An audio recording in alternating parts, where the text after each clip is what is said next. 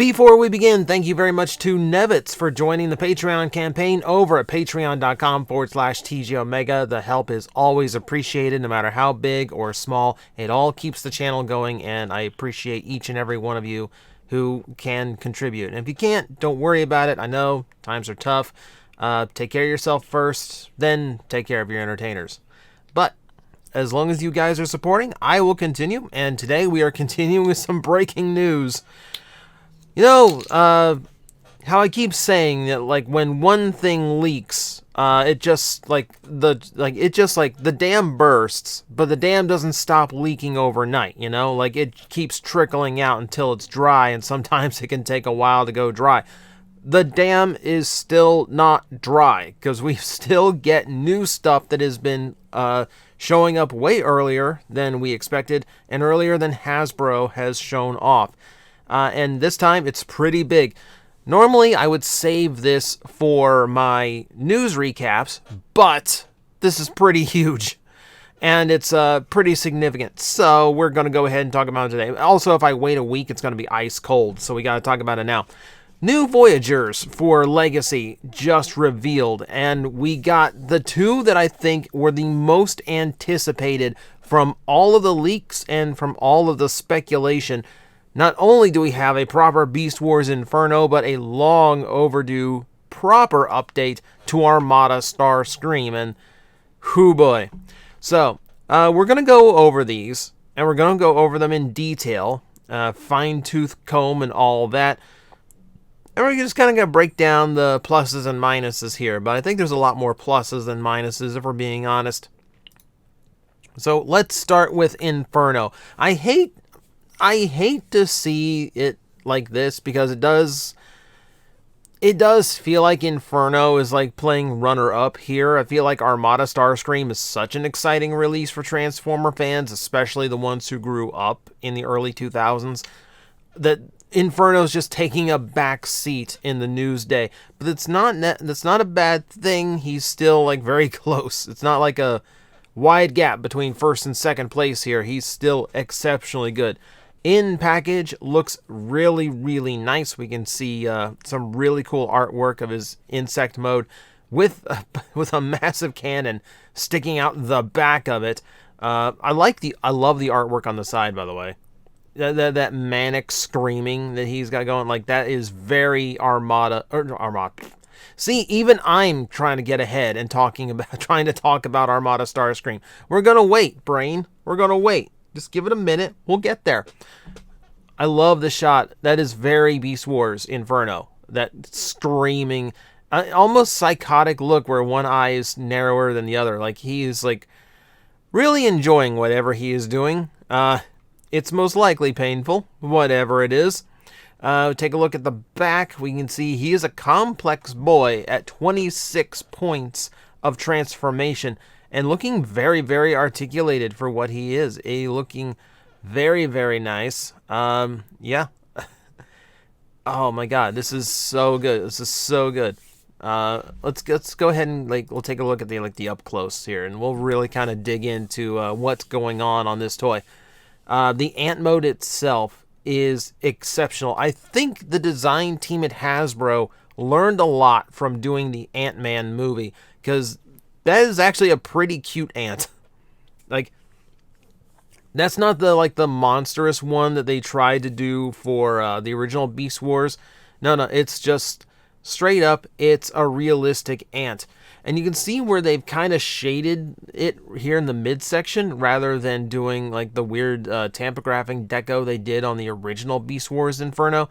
It's much more realistic appearance and much better appearance, I find. And just like a lot of the Kingdom Beast Wars toys, we're getting a much more realistic skin tone to it. You can see all that texturing, so it has that actual look of an insect rather than just being like smooth plastic. He's also foregoing any kind of metallics or translucence compared to his original toy. The only translucent elements we can find is in the gun that is sitting on top of his beast mode.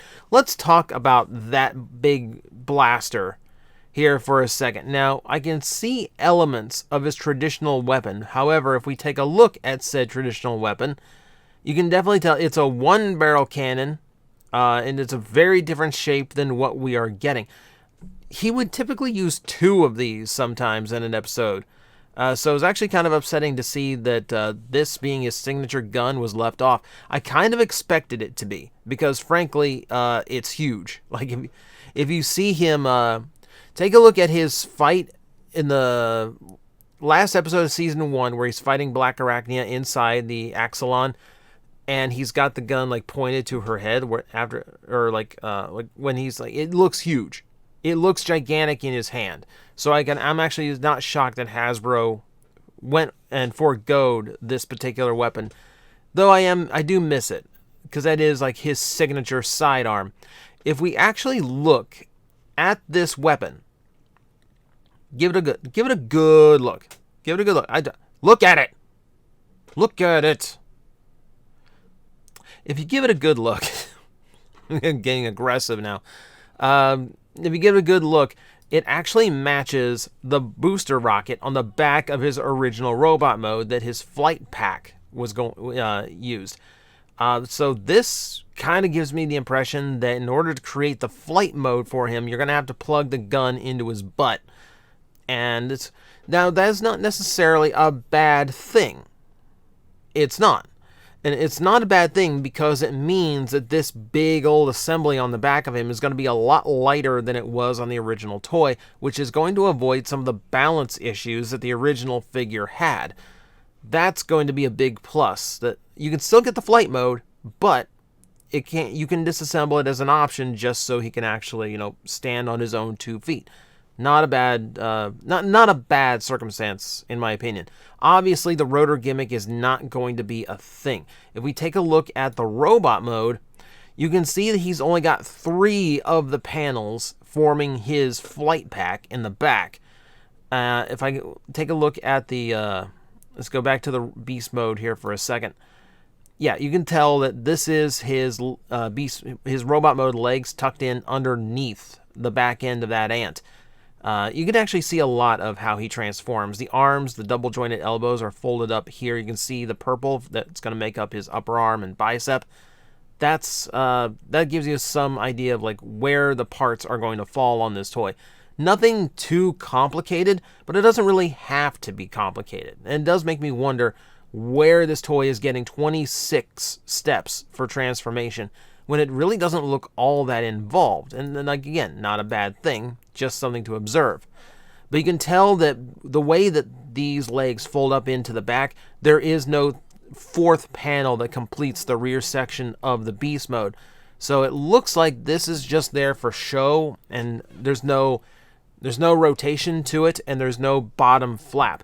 I think if I look at the... if we look at this again, you can see something underneath his left arm and that little insectoid leg.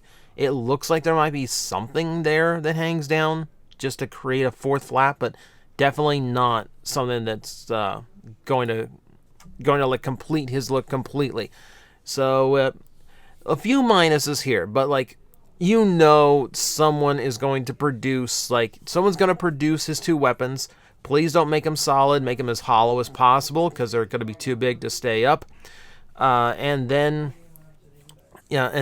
try to make and I can tell someone's probably going to try and replace the rear section so it has all 4 panels. I don't know how that's going to work with transformation, but someone's going to try. Someone's going to try and complete the look of this. And honestly, that weapon for Inferno is so, signature to me. That big flamethrower with the big exhaust on the side, like it came off of an 80s hot rod. I could definitely see myself getting, a weapon pack for him just to complete him. Of note here in the robot mode, opening jaw. If we take a look back at the in-package shot, the front, closed mouth, and then, open mouth. Which I think for Inferno, typically you'd expect the beast mode mouth to be able to open, but for Inferno, again, screaming is such a part of his character. That is a perfect inclusion. I love that as an additional tiny feature. So, I think that's what I got for Inferno. Is that a good breakdown? I think that's a good breakdown. I talked about a lot about this guy, didn't I? All right, let's go to Armada Starscream now, and Armada Starscream looking absolutely fantastic again. I'll be obviously labeled a Decepticon here. We know that's not always true of Armada Starscream, but I will take it for now. Now, in this case, we do have to pay attention more to how he looks on the packaging. 18 steps, so he's definitely more involved in the original Armada Starscream. And if I look at the vehicle mode, he definitely looks like he transforms the same way. You can see how the legs tuck up. You see where the arms are. And even the head. Even the head is exactly where it was before with no new cover or anything.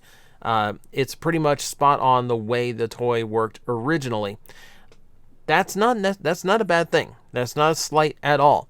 It's obviously a little bit more involved because 18 steps of transformation. I can remember being able to complete the original in, let's say, less than 10. It's not a terribly complex toy, so I'm actually interested to see what this one's got going on that's a little bit different. If we take a look at the deco, they went with a very light shade of gray, which is kind of splitting the difference between the toy release and how he looked in the show. Closer to the toy, I'd say. I want to say that in the show, he definitely had a much brighter shade of white going on. So it's a split difference here. You know, it's not terribly different or anything, but I think it's going to hit the right nostalgia vibe, whether or not you were more attached to how he looked in the cartoon versus how he was during the in the toy line. And yeah, still. And the other thing I really like, because of course I like this, no translucent plastic. They avoided using it for the cockpit, and they avoid using it for his weapons. We need to take a look at the robot mode so we can talk about the weapons a little bit, because that's something of a talking point for a lot of people with this figure. For starters, yes, the Star Saber is very, very tiny. It should be quite a bit bigger than that. I'm going to preface this. The toy never had to come with the Star Saber at all. It didn't have to have it at all. They threw that in as an extra because it is something that the character is known for, and I appreciate that. I think that's a really good touch. I like how it is sculpted to match the original Minicons, though if it would have made it a little bit larger or easier to produce, maybe the energy blade from the cartoon would have been a little bit more the correct choice here. But I like that it was thrown in. It's just a bonus. It's a one-piece thing that's just thrown in to make it a little bit better, a little bit more of a total package. That's fine. Let's talk about his other sword, because this was a point of contention for a lot of people already. So it's painted red in the final version, apparently. Now, if we look at the back of the package art here, you can see it was all white to match how the toy looked. Or not really, because the toy had like red and black to it as well. But it is what it looked like in the show. It basically turned into a lightsaber. So I actually like that. I like that we have a toy-centric accessory and an anime-centric accessory. A lot of people are complaining because it doesn't form from his wing. You know, that was the whole gimmick in the original toy. You pop the wing off and it unfolds into the sword, and that was cool. Losing his wing was not cool. I will say that. Losing track of that sword and not having a wing for your Starscream. That part wasn't cool. And I'm gonna make this. Here's the hill I'm gonna stand on today. The sword wasn't cool. The sword sucked. Do you remember what the sword looked like? The sword just looked like a piece of shrapnel. It didn't look like a sword. It looked like a club. It looked like a stick. It looked like he took the bumper off of an old truck and he was hitting someone with it. It doesn't look like a sword. It never did. Let's keep in mind also that the way that sword had to be engineered to be able to plug on and off of the wing, he had to hold this at a really bizarre angle. So like here's like the fist and the sword angle like this way, straight, like diagonally backwards. It was a really awkward accessory. Really awkward accessory. And honestly, Starscream doesn't look cool one-winged when he's holding his sword. That part always bothered me. I think it's cool that the wing turned into the sword. I mean, that's a clever use of the wing. I think today, no, I don't think it would work. Even if this did come off and unfolded, You would have to incorporate the hinges, and on a piece this thin, that would be really flimsy, and that would fall apart really quick, or a mushroom peg on it would break really quick. I think it's the better choice here to just let it be its own thing so it looks really good and functions really good, rather than risk having a figure that, looks like a one-winged jet in vehicle mode. The one thing that you could get upset over, and I will agree a little bit more on this, take a look at the midsection of Starscream here, particularly like where his ribs would be if he were a human, and then right here, the divide in the cockpit. Now let's go take a look at that, keep paying attention to that, and we're going to go back and look at the box art again. Look at the difference. Look at the difference. The underside of his chest has black here, and then the top of his chest has a little bit of the extra gray that's been painted on. This I definitely think is a loss. I don't like this as a loss more than I would rather have this black section painted than I would the wing form a sword. Period. Honestly, I could do without the Star Saber. That's a cool little accessory to throw in, but it was never part of the original figure. I would be completely okay removing that Star Saber toy, the little Star Saber sword, if it meant we would get all of this extra paint that would have completed the look of the robot mode. That's a little bit disappointing. That part actually does bug me a little bit. Obviously, I own paint and brushes. I could fix that if I wanted to. But it is a little bit unfortunate. I definitely think that that would have been a more important part to include in the budget rather than one extra sword that he doesn't necessarily need. It's not like Starscream ever used both swords at the same time, by the way. He has always one or the other. So I would rather him just stick to his original package and the deco be as good as possible, because we don't have Takara anymore giving us upgraded perfect versions of the paint jobs on these toys. We do. There's premium finish figures now, but I don't really expect them to do premium finish Armada Starscream, so this is probably as good as we're going to get.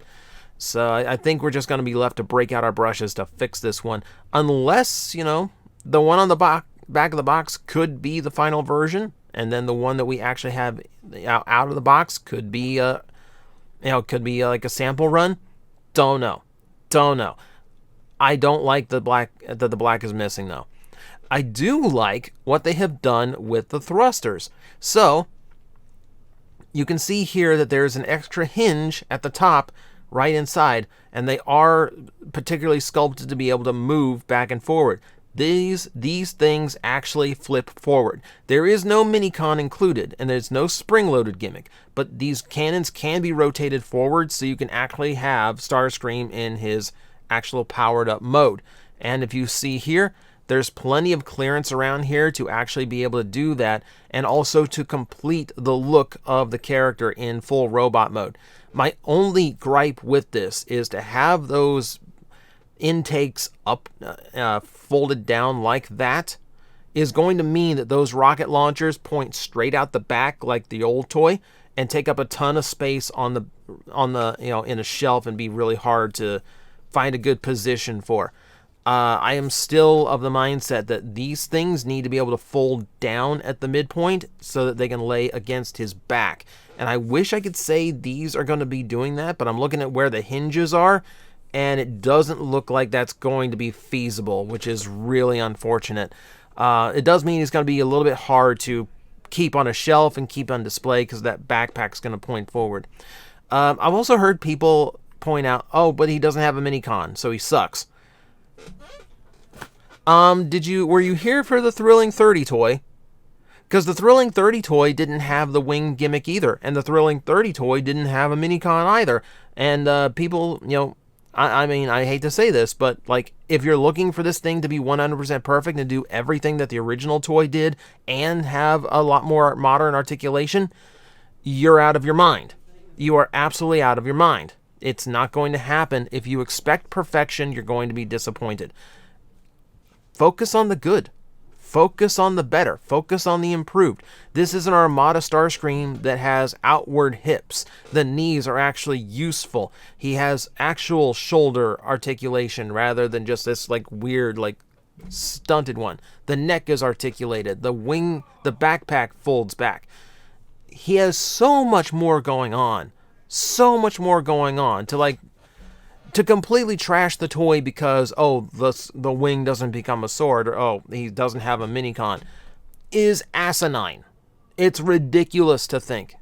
This is an amazing upgrade to the original Armada Starscream. It just is. Do I wish the paint job was better? Yeah. I wish they had, or at the very least, I wish they hadn't shown on the box where the paint job used to be better than what we're actually getting. I think that's the part that bugs me rather than the fact that I want the paint. It's the fact that it used to be better. This is great. This is absolutely great. Remember, the original rumors for this Starscream was that it wasn't even going to be a faithful update. So the fact that it is, it's like a super faithful update, I think is a wonderful thing, and we should be happy that it went that direction instead of what it could potentially have turned into. We saw recently where it was rumored that Override was going to be a retooled Hot Rod, and originally that was the plan. We saw where Cosmos was originally going to be a retooled Origin Bumblebee. They didn't do that. It's an original mold, but that was the original plan. So if the original plan was to make this into some other Starscream and just do the Prime Universe things they've been doing in Legacy and just make it close to what he looked like, this is way, way better. And we should be happy they went this direction as opposed to what they may have originally been planning. So be happy. We got a great Armada Starscream. Armada fans who had been yelling for 20 years for improved toys, here you go. Here you go. And if you absolutely need a swindle, some third party is going to make an upgrade. They are. So that is the news of the day. Man, 2 fantastic updates to 2 very loved characters and extremely good looking. Extremely good looking. I am super excited to get these in hand. And I hope that's everything. I hope I've broken this down as far as I possibly can. Thank you guys for watching. Yeah, it wasn't what I planned to post today. But hey, sometimes big stuff happens, and we got to hit it while the iron's hot. And this is red hot. So, thank you guys for watching. Tell me if you're looking forward to our new Red Boys here. And I will see you next time. Guys, I am facing the most powerful enemy any YouTuber can face, the algorithm, and I need your help to defeat him. Hit the like button, hit the subscribe button, hit the notification bell, and leave a comment. Every time you do, we attack that algorithm and we drive it back until it can no longer defeat this channel. Thank you very much.